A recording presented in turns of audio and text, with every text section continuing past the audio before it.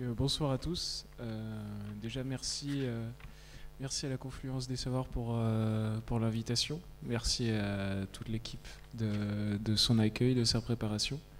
Pascal, Hélène, merci aussi beaucoup Jean-Paul pour la coordination du projet.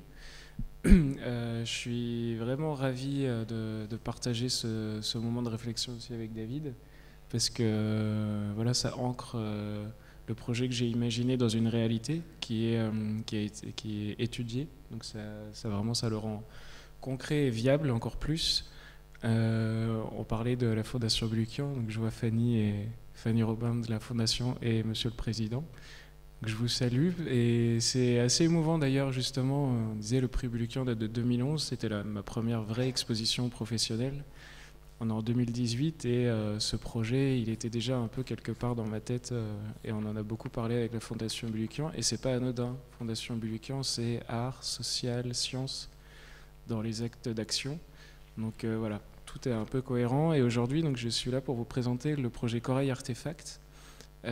C'est l'idée qu'une création artistique, une recherche artistique peut mener vers une solution concrète pour un problème de société environnementale.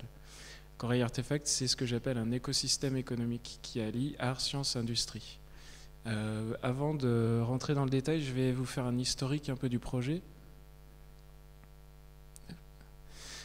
Alors, ce que vous voyez, l'image, en fait, c'est une de mes sculptures. C'est vous voyez un morceau de corail qui est continué avec des chevilles de chantier. Avant d'aller là, je vais vous présenter ma pratique artistique, le principe de mes recherches.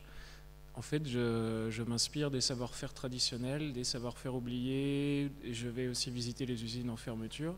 Et j'essaye j'ai pas de projet déjà en tête à l'avance. Ce que je fais, c'est vraiment des rencontres avec ces matières, ces techniques, ces hommes et ces femmes que je vais rencontrer à ce moment-là, et essayer d'imaginer comment ces techniques traditionnelles, ces savoir-faire industriels qui sont en perdition, comment les réancrer dans notre société contemporaine, qu'à travers des œuvres, des installations. J'ai travaillé avec des usines de textile, beaucoup, des usines de tricot jacquard. Voilà, c'est vraiment tout ce qui est le patrimoine industriel et artisanal français qui m'inspire, et surtout comment on le réintroduit dans notre société contemporaine pour penser des solutions pour l'avenir. Donc là, l'œuvre que vous voyez, en fait, un jour j'étais à Emmaüs et sous une table, personne ne savait ce qu'il faisait là, il y avait un bac avec des squelettes de coraux. Et j'étais d'abord fasciné en tant qu'artiste par la beauté de ces objets, et j'ai voulu les continuer comme s'ils étaient encore vivants, avec différents matériaux, etc. Donc là, vous avez l'exemple avec les chevilles de chantier. Et donc mon travail est reconnu pour ça, pour cette transmission du passé vers l'avenir, et j'ai été invité par HS Projet, qui organise le Festival des Textiles Extraordinaires, à une carte blanche pour créer une installation monumentale à Clermont-Ferrand. Donc moi, je leur ai demandé quels étaient un peu les savoir-faire locaux pour rencontrer un partenaire pour créer un projet. Et ils m'ont donné une liste d'entreprises, des profils différents. Et parmi cette liste, il y avait le profil de la Scope Fontanil. En fait, c'est une usine, c'est une entreprise qui a 150 ans et qui, à la fermeture de l'usine, a été rachetée par ses employés. Donc déjà, ça m'a intrigué, ça m'a mis la puce à l'oreille, et je me dis j'étais curieux de découvrir ce système économique et en même temps allier un savoir-faire traditionnel. Donc je suis allé faire une première visite à l'usine, et c'est là où j'ai découvert le point d'esprit. Alors, je vais vous remontrer juste la première image. En fait, ce que vous voyez sur votre droite, c'est le point d'esprit, c'est le point traditionnel de dentelle du Puy-en-Velay. Et à gauche, c'est une vue microscopique de cellules coralliennes, d'un certain type de corail. Et plus je faisais des sculptures avec le corail, plus j'avais acquis des connaissances et les problèmes environnementaux liés au coraux. Et du coup, j'ai fait tout de suite l'association, lors de cette première visite, entre la dentelle, le motif de la dentelle, et le motif que crée le squelette de corail, un certain type de squelette de corail. Et du coup, j'ai eu l'idée à ce moment-là d'utiliser la dentelle pour tenter des expériences pour la régénération de la barrière de corail. Donc, alors je vous passe rapidement, voilà, je vous ai mis quelques dates. Donc c'était fin 2017 cette rencontre. Donc j'ai visité l'usine. Ensuite, j'ai rencontré la chercheuse Isabelle de Marcolon, qui est chercheuse et enseignante au Muséum d'Histoire Naturelle. Le Muséum d'Histoire Naturelle qui est un des partenaires du projet, avec l'Aquarium de la Porte Dorée. C'est là où on mène nos expériences. Ce qui est important de savoir, en fait, ce qu'on ne connaît pas forcément, c'est l'importance du corail. Le corail a une capacité incroyable, par exemple, de freiner les tempêtes et les tsunamis. C'est le poumon des océans, ça abrite un écosystème incroyable, sauf que depuis une vingtaine d'années, les épisodes de destruction du récif, des barrières de coraux s'accélèrent. On appelle ça le blanchiment. En fait, le réchauffement climatique, la pollution crée du réchauffement climatique qui augmente la température de l'eau. Et en augmentant la température de l'eau, elle stresse le corail qui expulse les algues symbiotiques qui sont à l'intérieur de lui et qui le nourrissent. Et en même temps favorise les algues et les micro-organismes qui, eux, se développent avec une plus grande chaleur. Donc le corail est vraiment en train de disparaître, c'est extrêmement alarmant.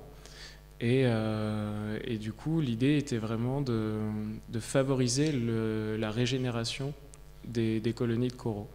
Et la recherche en biologie marine était de trouver comment régénérer ces colonies.